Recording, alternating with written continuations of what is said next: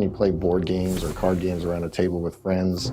You have all these interesting social dynamics like trust and betrayal and deception and all these things, the way the players are interacting and outthinking one another. And you don't really get that in online video games. So how can we capture that? That led us to Werewolves Within, where you're villagers around a table and you're trying to figure out who the werewolves are, and you're sitting there. It's like playing a card game, but in a way that was never possible before VR. Werewolves Within is set in the village of Galveston, and Galveston has a bit of a problem. It is infested with werewolves.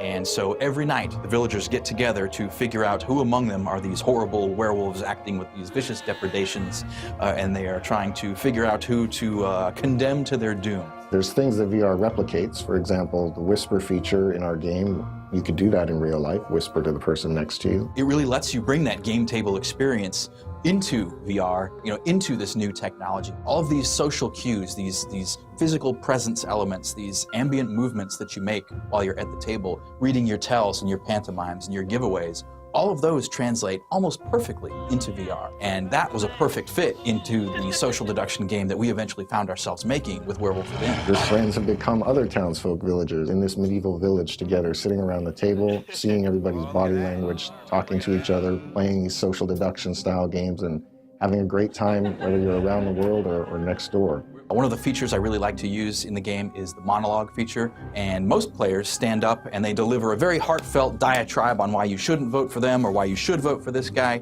Usually I like to use it just to shut everyone up, and I'll cross my arms, standing up silently, and just shake my head in disapproval. At Red Storm, there's a long multiplayer history here. We've done a lot of different types of multiplayer games, and what VR brings to us now, a new way to let players interact with each other. So Werewolves Within is this social around the table experience that's very discussion and personality based.